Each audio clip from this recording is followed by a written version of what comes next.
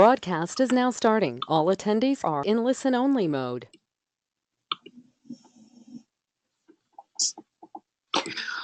Good afternoon, and thank you for joining us today.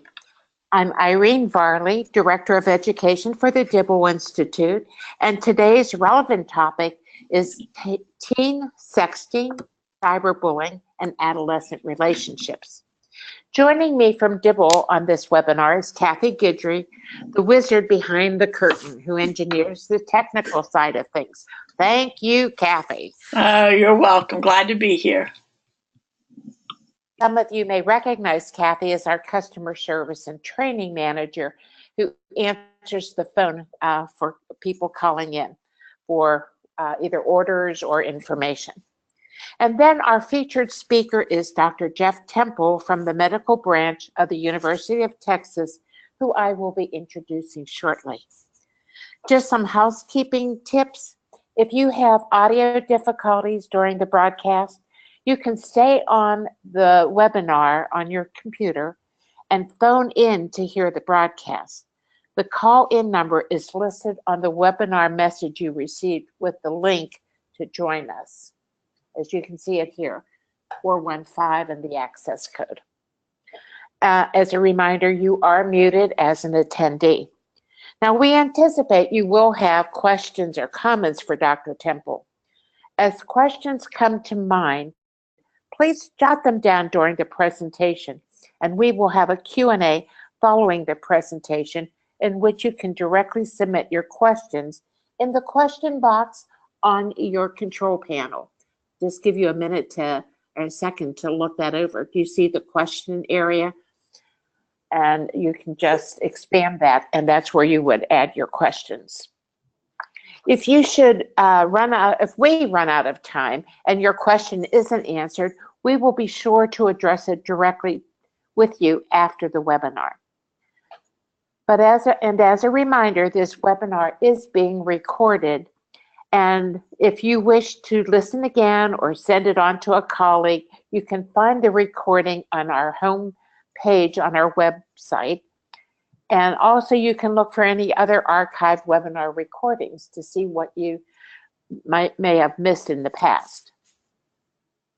In reviewing the registration list, I'm seeing that there are many new people attending today, and that's just fabulous news. So I'd like to give you a brief intro to the Dibble Institute. On the screen now is Charlie and Helen Dibble. Charlie is there is a Mr. Dibble, the founder who was an aeronautical engineer and carried his problem-solving skills back to his home community in his retirement years. He dedicated his time working with youth on a volunteer basis. During this time in the late 80s and early 90s, he witnessed the impact the rising divorce rate was having on the youth he served. His question then was, what are we doing to help youth thrive in spite of their negative family experiences? He sought for research on youth. What was being conducted at this time? Well, when he began his quest, he was not able to find anything of real substance regarding youth. He insisted that any solutions must be backed by valid research, and most research at the time was dedicated to adult couple relationships. Eventually, Charlie founded what was then known as the Dibble Fund, which has evolved to present day, the Dibble Institute, a secular national 501c3 nonprofit, and we're dedicated to equipping young people with the skills and knowledge they need to develop healthy romantic relationships now and for their futures. I guess you could say our mantra is a teen's love life is not neutral to their future success. We really feel that Charlie would be amazed at how his quest and dedication to youth years ago has so successfully grown with the leadership of Kay Reed, our executive director, and who actually Charlie personally handpicked to carry on his vision. I'd say conservatively, we estimate over 1.5 million youth have been reached through Dibble programs over the last 10 years. As a mission-driven institution, we trans research into learning skills for youth and young adults.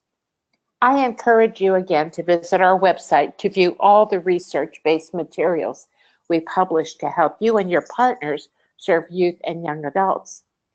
We also offer master trainings and professional development opportunities related to the development of youth and young adult protective factors. In offering this free Second Wednesday webinars, we aim to carry on Charlie's mission. Who is the Dibble Institute? Next slide, please. Is that as with Charlie, we believe everything has to be research-based. So everything that you will see on our webpage, you can be confident that we have included very recent research as much as possible. And we aim to continue that by keeping revisions and keeping our website up to date with research. Again, too, we believe in very strong, healthy, and most importantly, safe families. We believe that in the research that says the children who come out of intact families are probably best equipped for their future, but also that young parents who are no longer together with good, healthy relationship skills can be a protective factor for their children. And then too, we also believe that all people deserve respect. So we include all different scenarios of youth sexual orientation in our programs. We do not discriminate from that, and we want everybody to have relationship skills education. So with that, let's go on and let me introduce our presenter, Dr. Jeff Temple. Dr. Temple is a professor and licensed psychologist and director of behavioral health and research in the Department of OB/GYN at the University of Texas Medical Branch. His research focuses on interpersonal relationships, with a particular focus on adolescent relationship abuse. His work has been funded through the National Institute of Justice, National Institutes of Health, Centers for Disease Control and Prevention, and several regional and national foundations. He has over 150 scholarly publications in a variety of high-impact journals, which include JAMA Pediatrics, Journal of Youth and Adolescence, Pediatrics, and the Journal of Adolescent Health. He is an associate editor for the Journal of Primary Prevention and is on the editorial boards of 5 other scientific journals. Dr. Temple recently co-chaired the Texas Task Force on Domestic Violence and is now on the board of directors of the Texas Psychological Association. Locally, he is the vice president of the Galveston Independent School District Board of Trustees. I wonder that he has time to join us ever so more, that we are grateful for his time this afternoon. Welcome, Jeff, and thank you for that research that you're willing to share with us. Absolutely. Thank you so much for having me. I'll say that webinars are always interesting to give because I tell a lot of jokes, most of them bad, some of them good, and I can't read the audience's reaction, so I'm just going to assume that I am the funniest person that you guys have ever heard, and it'll do wonders for my self-esteem. So thank you ahead of time, audience. So I'm going to talk about teen sexting, cyberbullying, and adolescent relationships, and it's kind of by accident that I got interested in this subject at all. My main area of research is teen dating violence and looking at the risk and protective factors of dating violence, basically who ends up in healthy relationships, who ends up in unhealthy relationships, and more importantly, how can we get kids to have healthy relationships? So not just avoiding violence, but actually having healthy, positive relationships. And in so doing, I was funded by the National Institute of Health to do a longitudinal study where we are looking at, dating violence and dating in teens. And about not even halfway through, about the year after my first survey that I've been doing since 2010 on about 1,000 teens throughout the Houston area, we surveyed them in 2010 and we followed them every single year since then. And in between the first and second year, I was actually at a hotel room in Dallas, and I had a couple of beers, and that's going to be important here as I move forward, and just put that in your pocket when I talk about how I came up with these questions later. But there's something on the news, and it was basically that, a story on sexting and how sexting was going to ruin this generation of kids, and it was going to be the worst thing ever. And being a researcher and a scientist, I wanted to see what the evidence was out there for that. And so I did a quick research search on my laptop and found that no research had ever been done. So I created 4 questions then and there in that hotel room about sexting. And a year later, the research was everywhere. So it was on CNN, and I was on BBC, and a bunch of local and regional and national news. If you go to the next slide. So here's an example of some of the studies that came out of that, and some of the coverage that it received. And basically it was, I think our media people revealed that it was the largest impact that any study from coming out of the University of Texas Medical School had ever generated. Somehow they determined that it reached over 600 million people. And if you go to the next slide, and if you do a Google search on my name and take Safe Search off, this is where Safe Search is on, I believe, pictures of naked people come up. So now I am synonymous with the word sexting, for better or worse. And so it is, I always like to tell people that it's a safe way to look at naughty pictures at work by searching my name. If you go to the next slide. And so it was up until, I would have loved to have seen the organizers' reaction when I saw that I had Ebola pictures on my slide presentation. But the reason I did that is because the media exposure was the biggest, again, that the university had ever had until the Ebola crisis a couple of years ago. And it turns out that we had some Ebola fighters on campus that are known for discovering the Ebola virus, first of all, and then helping to eradicate the recent epidemic. And even some of the bodies that were taken by Ebola were sent to our university to be incinerated.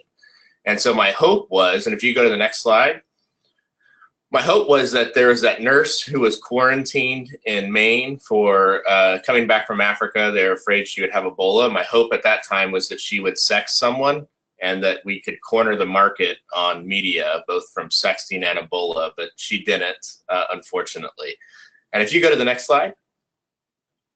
So before I get into this, I did want to tell a couple stories about my my forays into media. Up until that sexting study, I had very little reason to be interviewed on CNN or anything else. And so it was an interesting ride, to say the least. I remember a couple of the particular incidents that we had. We had one where there was it was a radio interview, and I was on the phone talking live on radio.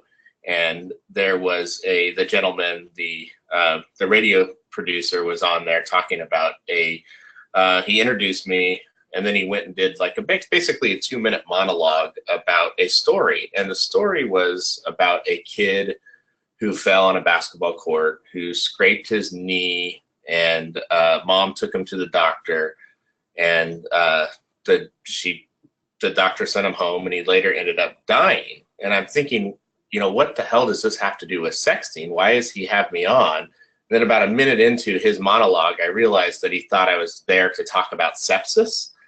And so when he got back on and he said, "Well, Doc, what do you think of that?" And I said, "Well, Mr. Turner, thank you for having me on, but I think you were talking about sepsis. I'm here to talk about sexting."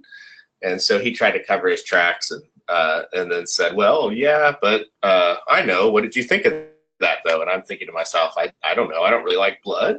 I'm a psychologist. So that was one. Another interesting thing that happened with our interviews about sexting is I was on a Saturday morning, I was eating breakfast with my wife, and I was about to go on Canadian broadcast television, CBC or whatever it is, and I was eating breakfast with my wife, and I said, hey, you know, if we had smartphones when we were younger, would you have sexted? And without thinking about it, my wife said, absolutely. And so then I shared it with all of Canada, that story, and so they, I guess, know that my wife is promiscuous. So that's kind of the stories of my media adventures with sexting.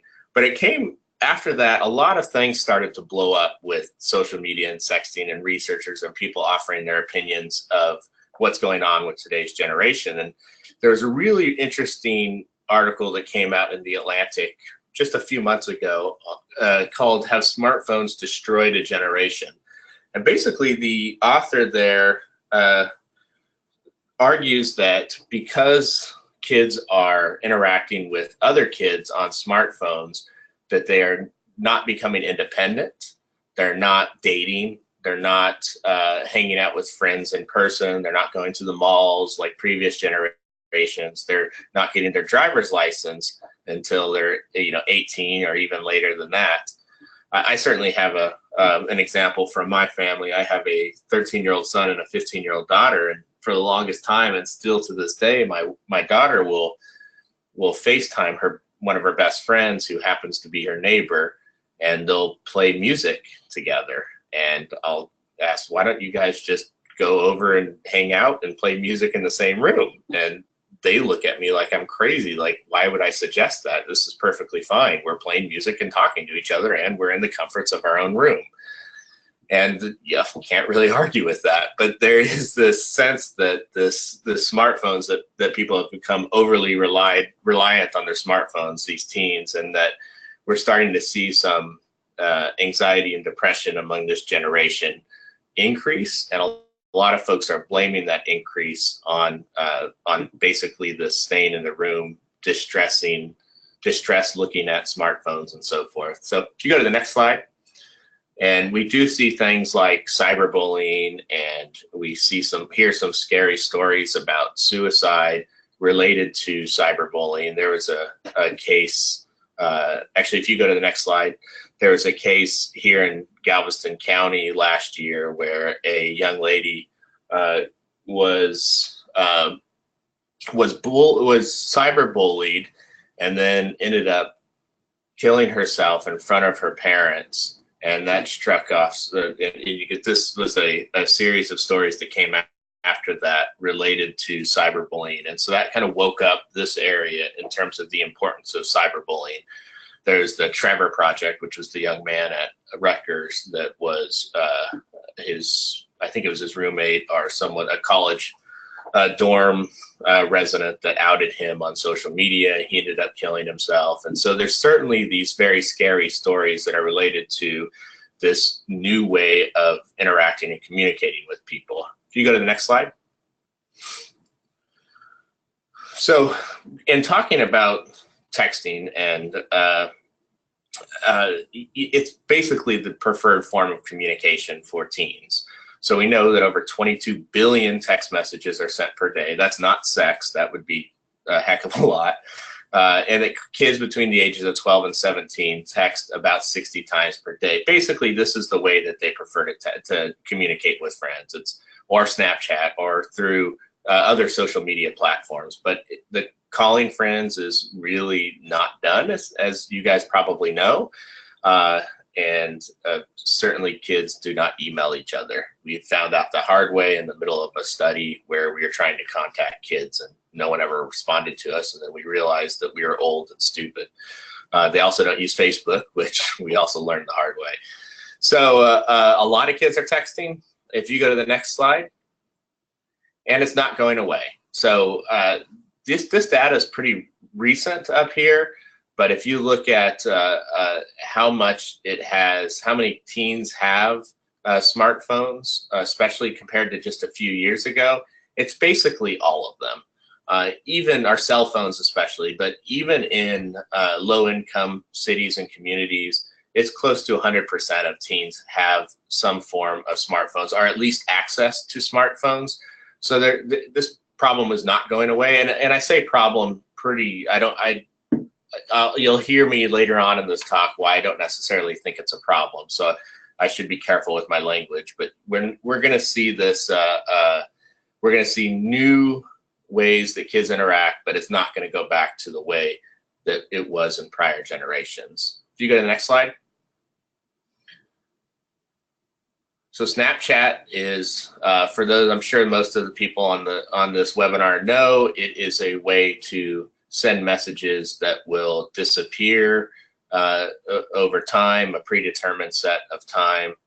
This is one of the preferred methods that teens communicate. You can see that 100 million daily users, 65% upload photos, more women than men, 700 million images per day, 8,796 photos shared every second.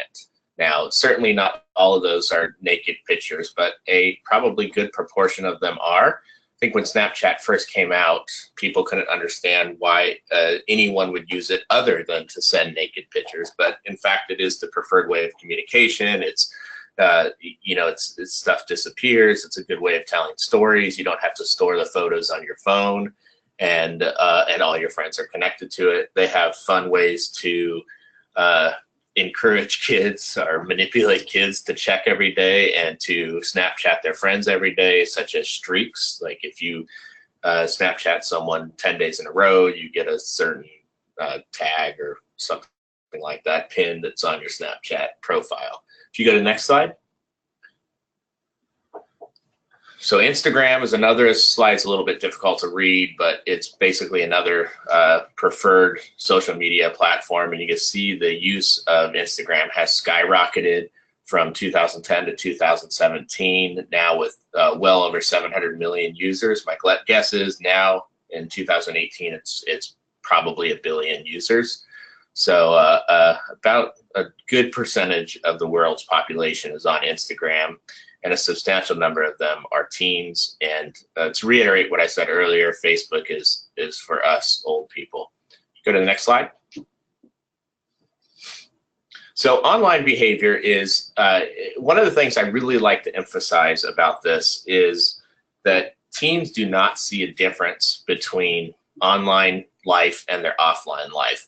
I think there's still a tendency for certainly my generation, I think I'd fall in the Generation X, is that teens have we have our online life and we have our offline life. You know, I have the stuff that I do every day. I go to work, I cook, I clean, I drive my car, all that. And then I have my online life, which is Facebook and occasionally Instagram and Twitter and stuff like that. But I still kind of compartmentalize them. They're two different things. Kids don't see the difference. It is one and the same. What happens online is what happens offline. There is no difference in their eyes. It's all one big thing. And unfortunately, I think as adults, we tend to think as if it is two separate things. So when we interact with them, when we communicate with them, when we have a sex talk with them or talk about relationships, we often forget about that online part of their lives or treat it differently when it's not. It is the same thing. The line linking those two is pretty much completely blurred when it comes to teens. And we see this in behaviors as well. We know that bully online is likely to be a bully offline, and vice versa. Some kid who's bullied online is likely to be bullied offline, and vice versa. We see it with sex and sexting, which I'll talk about with some of my studies, is that kids who have sex are more likely to sext, and vice versa. So we really see that these things kind of go hand in hand, that they're one and the same. We also see clique forming in online lives just as we do in offline lives. We see sexual experimentation, things like sexting, where maybe a kid who is questioning his or her sexuality might experiment or test that out online. It's maybe safer online than it is offline. And if you go to the next slide, you might have to click it a couple times, I think.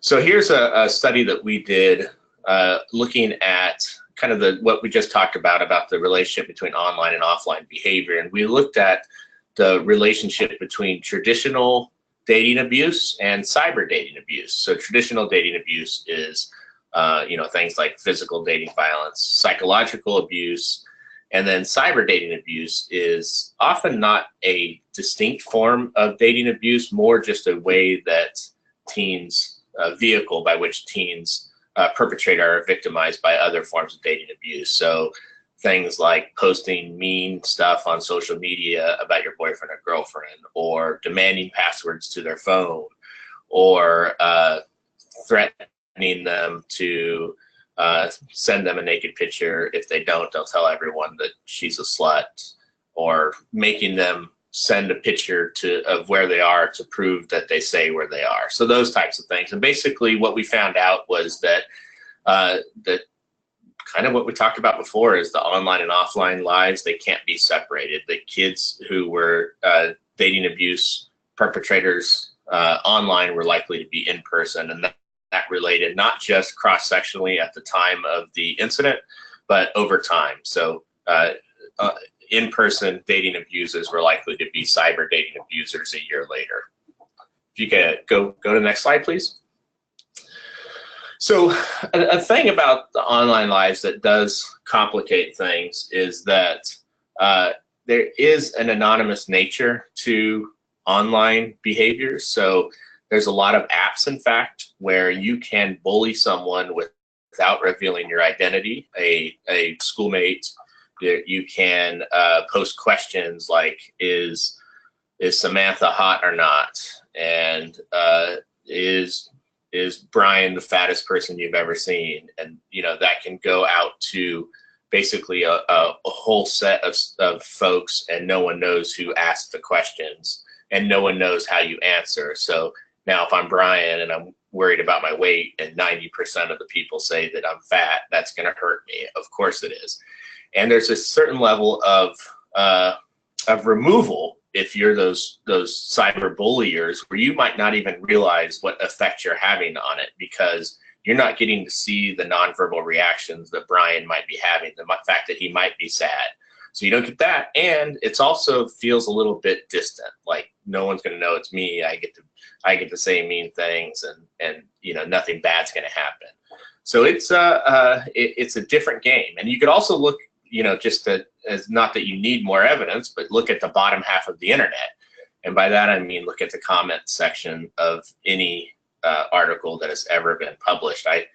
I in fact had a study recently that looked at dating violence and child corporal punishment, basically saying that kids who were spanked were more likely to perpetrate dating violence and later on in their lives versus kids who were not spanked. And this was reported on a few websites, and the comment section on there's one that had, I think, 30,000 comments, and I probably read 28,000 of them, and most of them were pretty insulting to the author, which was me, of course. So people are mean, and luckily I have thick skin. So the other thing that's difficult about, or that's complicated by this nature of online lives, is this kids have to be on 24 hours a day, 7 days a week. When I was a kid, I would play baseball, and I would go home and put on my jammies and watch 21 Jump Street with my mom. And now it's more difficult to do that. You really have to be on 24 hours a day, 7 days a week, or it feels like you do anyway. Like, when is the best time to post? I need to check my Instagram feed or my Facebook. If I post something, again, they don't do Facebook, but if I post something and no one likes it, or only a few people like it, maybe I need to remove it. Studying when the best time is to post something to get the most feedback. So there's all this type of stuff where kids have to be on all the time. Very hard to be a kid today. I'd hate to be a kid today. I think it's hard enough, the storm and stress of adolescence. Now bring in smartphones and impulsivity and just the trying to figure out who you are. On top of all that is, I think it must be extremely scary for teens, and I actually don't think we give them nearly enough credit for getting through the day than they deserve. Another factor, sleep deprivation, is huge with smartphones, and I think this is probably not appreciated as much as it should be. You know, kids are sleeping with their phones. It's the first thing they check when they get up to pee in the middle of the night. They look at their phone, it wakes them up. They don't get the necessary REM sleep. So it's certainly, or they read a message and it scares them or excites them enough that they can't sleep. Next slide. So I do want to talk about, you know, I think that there's a lot of doom and danger when we talk about social media and smartphones. And I think that that does a disservice to how important smartphones are and how much credit they give to kids. I mean, this is the smartest generation that has ever lived. And one of the reasons is because they have immediate access to all the world's information, present and past, at their fingertips. You know, some people might argue that that takes away some argumenting styles or some critical thinking skills, but they have all the world's information at their fingertips, and they're good at using it. And if you go to the next slide, things like this study came out. So no, this was a reaction to that Atlantic article that says no, smartphones are not destroying a generation and the kids are going to be all right. And there's really a whole lot of evidence to suggest that they are going to be just fine. I think if you look at the teens that survived the Parkland shooting, I think that that has given the world an indication that the teens are pretty impressive, that they are smart, that they, you know, they are emotionally mature, and that maybe despite us and despite the smartphones and everything else, they are going to be okay, and they are going to be all right. And in fact, even that article that I mentioned earlier about the smartphones destroying a generation talked about a lot of good that is happening. You know, there's less drinking, there's less drinking and driving, there's less unsafe sex, there is better attention to friends' emotions and that type of communication skills. So the kids are doing okay, you know, despite the fact that they may be spending more time in their room than we would expect or losing some of that independence. They are doing okay. If you go to the next slide. And things like this picture right here is one of my favorites. It's just two little leaguers glued to their phones. And I think the immediate reaction is, oh my God, look, it's beautiful outside. And these kids are playing on their phones. Why aren't they interacting? Why aren't they hanging out with their buddies or whatever? But if you get closer into it, what is happening is that this is a kid from the Dominican Republic and a kid from South Dakota, and they're interacting with each other because they're using the translate function on their phones. So now what wouldn't have been possible just a few years ago, now these kids from different countries are interacting and becoming friends because of the smartphones. Next slide. So here's some things that were said that I want you to try to guess where it came from. Confusing and harmful. Create forgetfulness in the learner's souls because they will not use their memories. It sounds like it was created, someone talking about the smartphones, but as you can see from the next slide, this first one is referring to the printing press, and the second one is Socrates referring to literacy. And if you go to the next slide, so some other things that were said with new inventions, new developments, is on radio, develop the habit of dividing attention between the humdrum preparation of their school assignments and the compelling excitement of the loudspeaker. So that was in reference to the radio. So click again. On movies, correct the morals of children or adults are incite to crime. Next one. On television, might hurt radio conversation, reading, and the patterns of family living and result in the further vulgarization of American culture. That one might be more true than I want it to be. Then more recent headlines, these are not true. They were reported in respectable news outlets, but they are not true, and there's no research to back them up. Email hurts IQ more than pot. There's no proof of that. Twitter and Facebook could harm moral values. Facebook and MySpace generation cannot form relationships. None of those are true, but that's the sort of the moral panic that we get with new things come out. Next slide. Minecraft is a stupid game. That's not true. My kid played Minecraft, and I don't understand why he has access to all these new games with amazing technology, and this was for the longest time his favorite game, and it's basically electronic Legos. But it's even though I said it was stupid only because it looks funny and old, but it is a fantastic game. And I think there's a lot of evidence that that helps kids, teaches them how to interact in the digital world and how to think at a higher level, engineering skills and so forth. Next slide. All right, so the meat of my talk is on sexting. So that if you guys haven't figured out, it's a combination of sex and texting. And just so you can hear me say it, here's the cartoon. Dear Jackie, how are you? I am fine. What are you wearing? I am horny. Fondest regards, Dickie. P.S. Super horny. And now we have a poll for you, our first poll.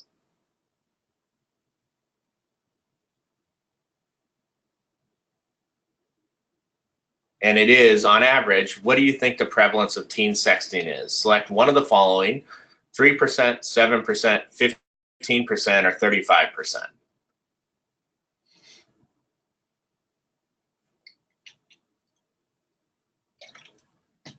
All right, so that's interesting that no one picked 3%, and it looks like most people picked 35%.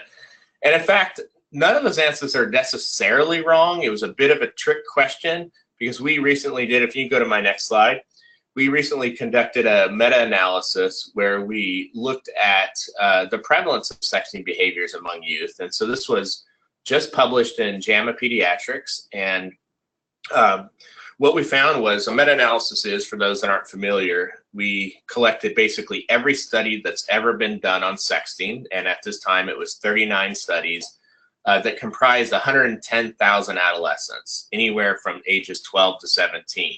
So it was basically a big study with 110,000 kids. And what we found was that sexting was, on average, about 15% of teens reported sending a naked picture to another teen. 27% reported receiving a naked picture from another teen. But why that question that I just asked was a bit of a trick question is that it varies dramatically by age. So younger adolescents, 12 to 14 years of age, the prevalence of sexting is fairly low, 5 to 10%. But then when we get to older ages, high school seniors, juniors, and especially young adults, we see that number balloon quite a bit, anywhere from 30 to 60%, especially with young adults. So the next poll question.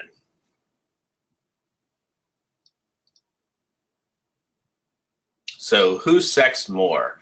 So by sext, I mean sending a naked picture to another teen, boys or girls?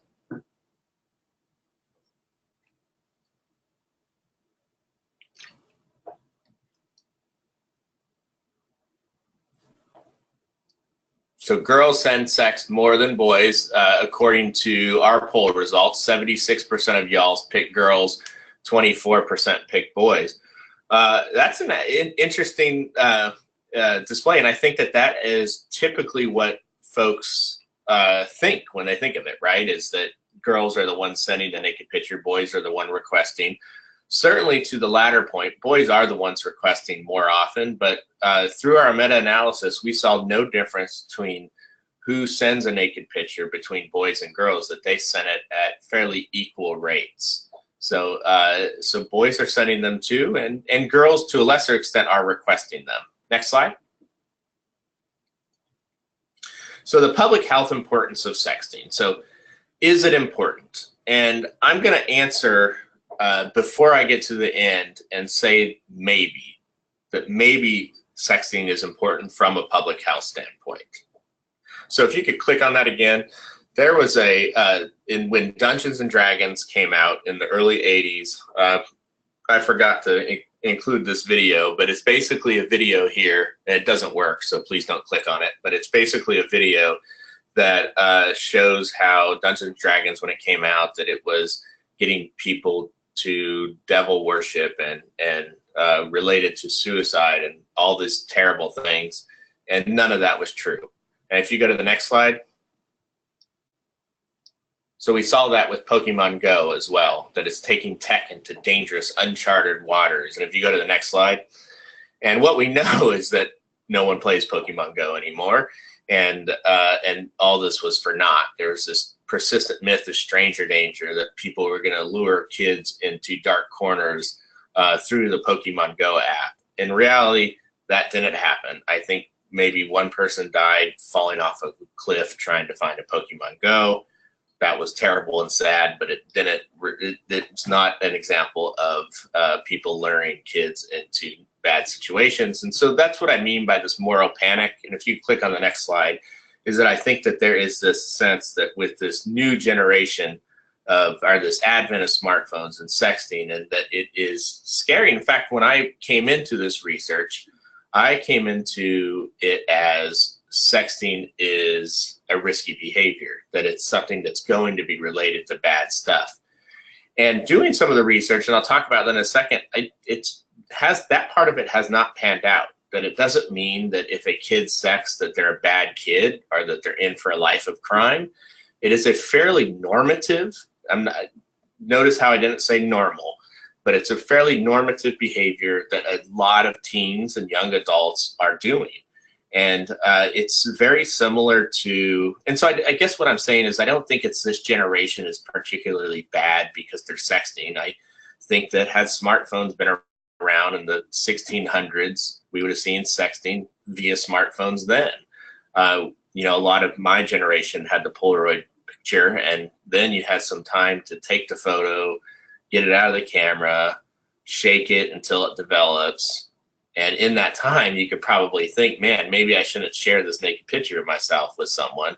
Or even in the worst case scenario, you do, well, the most people that are see it is going to be 10 people, you know. The difference is not that teens are worse or more impulsive today. It's that the fact is that they are just as impulsive as every other generation of teens, but now it's the result of that impulsivity and that interest in sex, which we've always had, is immediate and ubiquitous dispersion of those naked pictures.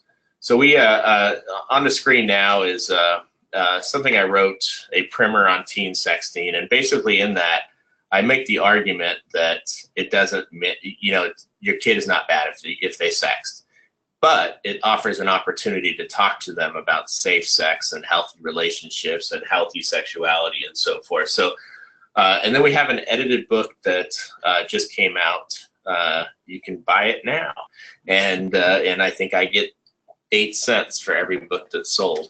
And basically that talks about some of the motivations behind it. And why they sext is most of the time, for the most part, teens sext because they're interested in the other person. Either they're dating, or one wants to be in a dating relationship with the other, or they do it for fun or to flirt. But there is that a good amount of folks that are doing it coercively or non-consensually. And I think that's when we have to worry about it, and I'm going to talk about that here in a little bit. If you go to the next slide. So teens do think about sex, and if you could click on that again, and actually if you could just keep clicking a lot, and they have sex a fair amount, and they're going to continue having sex. Us telling them not to does not work. It doesn't mean we should stop telling them not to. It just means that we have to be creative about it. So we have to change our focus to prevent unwanted traffic, unsafe sex, and prevent forwarding and non-consensual sex. I think that's where our focus really needs to be. And then promoting healthy, positive relationships. And if you go to the next slide. So if we get into, I'm sorry, I'm having a phone call here. If we get into the other public health importance of sexting, if we talk about legal issues. Now, if you go to the next slide, there is still a really backwards laws in our country when it comes to sexting. Basically, the laws have not caught up to smartphones and to basically modern day technology. And what we see often is that in their cases throughout the nation where North Carolina is a specific case that I have in mind, where 2 teens got charged with sexting each other, and they're charged as teens, they were doing this, and they were charged as adults for doing a teen behavior, even though they're both teens. And in many states, it's legal, so legal to have sex with each other as teens, but illegal to sext each other. So it's kind of backwards. It's very backwards, and I think we need to do a better job. And many states have talked about using misdemeanors and not charging kids as felons for doing what amounts to an impulsive behavior and something that might be expected for teens. Again, I'm not condoning it. I don't want my 15-year-old daughter to sext anyone. I don't want my 13-year-old son to sext anyone. In fact, I told them both that if they ever do and get caught, then I'm going to give a lecture at their schools on sexting. So hopefully that is a good enough deterrent. Next slide. So psychological health and substance use in terms of public health importance. If you could click on the next slide. There is a case in Ohio, actually, where I know some of y'all are, where Jessica Logan, a young lady who was sexted her boyfriend, they broke up. The boyfriend distributed the picture to various students at the neighboring schools. She was ridiculed and teased and ultimately killed herself. And so that is, of course, a negative outcome, but it is a very rare outcome of sexting. And if you go to the next slide, for the most part, what we see, and this goes back to when we talk about the negative effects of it, is when, and also to what we talked about with the online and offline, when teens are sexting each other and it's consensual, again, and not saying we condone it, but we don't see a lot of the negative health that we would see with other things, just like with sex. But when it's non-consensual, when it's coerced, that's when we see the negative health consequences. Go to the next slide. So this is I think when we talk about the public health importance, the most important thing that we think, that I think of why it's important is sex. And if you click on the next slide, so this was the study that we did in 2012 that got all that media attention, teen sexting and association with sexual behaviors. If you go to the next slide. And basically, here's the data from that study. 28% of kids have sent a naked picture to another teen. No difference between boys and girls, but you can see the boys did a lot more asking, and the girls were asked a lot more. In fact, 70% of girls had been asked to send someone a naked picture. I would bet, the study was 5-6 years old, I bet that number is closer to 100% of teen girls have been asked to send a naked picture of themselves. Now, then the next question that I asked were if they were asked to send a sex, were they bothered by it? And this was why it was stupid to have a couple beers before I made up my questions, because it's a stupid question. And why I say that is because I didn't define bothered. Does it mean harassed or embarrassed? I also didn't put any context around it. So maybe they're not bothered by it when the star quarterback asked them, but they are bothered by it when the creepy guy in math class. So it's a bad question, and media picked up on it and said things like, teens bothered by sexting but do it anyway, which is my fault for asking a stupid question. Next slide. So this is the thing that the most important part of the study, and basically that if the kid had reported sexting, they were twice as likely to have had sex. So sexters were about 80% of boys and girls had a history of sex had they sexted. Non-sexters, about 40 to 45% of boys and girls had a history of sex. So much more likely to be sexually active if they're sexting. Next slide. We did want. Jeff? Yes. May I ask something? One of the attendees asked about or made a comment. When you define boys and girls, do we have any research of other genders in the sexting world as far as commonality and a lot of usage? Yeah, so I was pretty ignorant when I first made some of these research questions, and I asked gender strictly binary, boy, girl. So I don't have information on transgendered youth. I don't think anything has been done on that. We have looked at some LGBT or LGB, I guess, stuff, and we see that it's very similar with lesbian, gay, bisexual youth, the rate of sexting, as it is in heterosexual youth. I think one thing where we will see, and what we have seen quite a bit, and I bet this is mirrored with transgendered youth, is that with bisexual youth, we see a lot more of risky behavior. So we know that there's more dating violence with bisexual youth as opposed to mono homosexual or mono heterosexual youth. And so we see substance use, dating violence, and probably some online sexual behavior as well would be higher among those bisexual youth versus the monosexual youth. Okay, and one other thing while we're on the sexting is there any information or data on how often teens are non-consensually sharing other teens' sex? Yeah, so there is part of that meta-analysis that we did. We found a good amount, 12% of teens, not just sexting with teens, but 12% of all teens had forwarded a sext without the owner's consent.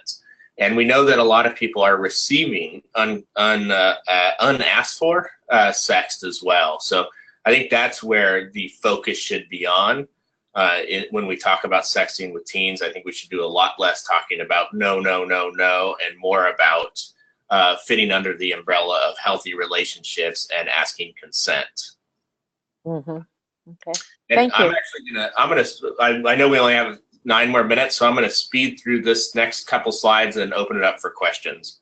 So I did look at the Longitudinal Association, not just from an academic perspective. I wanted to see if sexting was longitudinally related to sex, which is an important question, because if sex comes first and then maybe opens up the adolescents to increasing the level of flirtation or comfort, well, then we can't do anything about preventing risky sexual behavior. But if sexting comes first, then I think that gives us an opportunity for prevention. And so basically what we found was that indeed sexting at wave 2, which in my study basically meant sophomores, if you sent a sext as a sophomore, you were significantly more likely to be sexually active over the next year versus kids who did not send a sext. So it's not hugely surprising stuff, but if you could go to the next slide, what we talked about in this is that rather than, freaky parents freaking out about teen sexting, I think that this gives us an opportunity to, if we find out that our teen is sexting or a patient or something else is sexting, let's use this as an opportunity to talk more about sexual behavior and safe sex and possibly delaying sexual debut. So this kind of gives us a window of opportunity to talk to kids about sexual behavior. In fact, I think a lot of kids throughout the United States hate me because when I was on the radio circuit talking about this study, the question I would often get is, what do I tell my teen? And so what I would say is, well, if you're driving and you're listening on the radio right now, pull over and have a conversation with your teenager about sex, and don't stop talking to them about it. Next slide. And you can actually go to the next slide, please. I'm going to go quickly through this. So that's my Bitmoji, by the way. That's what I look like. And is there a public health importance? And I think it goes back to that maybe. And so I'm a dating violence researcher. I would much rather pediatricians ask about dating violence, but I think that sexting is important in as much as when we talk about non-consensual or coerced sexting or extortion, where someone sends a naked picture of themselves and they say, I'm going to send this to everyone unless you have sex with me, or if we can use it as an opportunity to prevent unsafe sex. So if you could just go to the next slide real quick, and next slide. And so some of the things that I tell people is to adults or people that work with teens is we don't have to become a teenager, but I think it's a good idea to familiarize ourselves with these apps. So get in touch with some of the apps that are on their smartphones. Kids are like terrorists. They're smarter than us and they're going to adapt. It doesn't matter how much we police their phones. They're going to get around us. There's this calculator app where it works as a calculator, but you put in the right formula, it opens it, and then it shows you can store photos in there. and they're smarter than us. So I don't think it's a great job to police their phones or look at them all the time, because they're going to figure out ways around it. Instead of, they'll have a Finstagram, which is a fake Instagram that their parents get to see. So they're smarter than us. They're going to get around it. I think a better job is to implement programs like Love Notes or Love You Too, or the program that I use called 4th R, Healthy Relationships, which is, instead of trying to police them every little action, create teens that are emotionally healthy with healthy relationships. And that's the better proactive way to go. And now if you could just go to the very last slide. You can keep going, because I want questions. There we go. And there's my, there we are, there's questions. All right, and we do have 5 minutes. I wanted to say have a little more time, but you guys feel free to, I think if you go to my last slide, my email's on there, and my phone, anyone is welcome to email or call or tweet me or whatever, and I'm happy to respond if you don't get your question answered now. Okay, so if you would put any question into your question box, and we'll address that. I'm waiting for one from Javier. He put it on there, and I accidentally deleted it when I tried to click on to see the full message. So if I sent him a message to restate it. But, here's one question I do have too in the meantime. What is the significance when you say, that our teens are very resilient and that they will survive with all this? How does economics play a role in that? Yeah. So with sexting, we don't see. I don't think we're going to see a lot. There's not a whole heck of a lot of research looking at socioeconomic status and sexting, but there's most of these kids, no matter what income level, have access to smartphones. So we're probably not going to see much of a prevalence to it. But when we talk about things like resilience, it's kids in low-income communities. They face more adversity and more racism and more discrimination and more just overall levels of stress. So any additional stress is going to be that much more difficult to come out of. I mean, we saw this in Houston recently with Hurricane Harvey. It discriminates. Hurricanes and climate change discriminates against low-income communities because they have a tougher time bouncing back, and so the adversity hits them harder. Thank you. And Brianna asked, did we define what texting actually is? So I assume sexting is what she means, and that's a good question, and I should have defined that earlier. Is people define it in different ways. For my study, we looked at sexting images or videos. So, and we also define naked and nude. Now that could be, someone could interpret that as semi-nude, bikini clad, something like that. So it's not a perfect measure in terms of how we defined it, but others have defined it as messages, sexual explicit messages.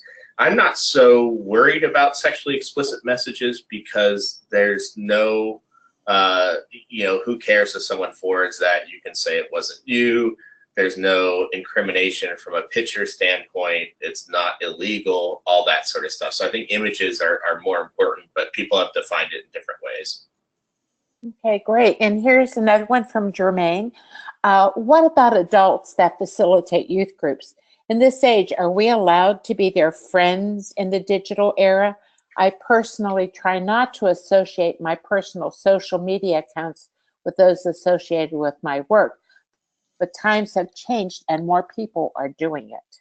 Yeah, I think that is a really good question. So you could pick up any paper in any city in any day, and you're going to find a story about an adult doing inappropriate things digitally with a teenager. And so, I think from several reasons. One, I think we do have to be careful about that.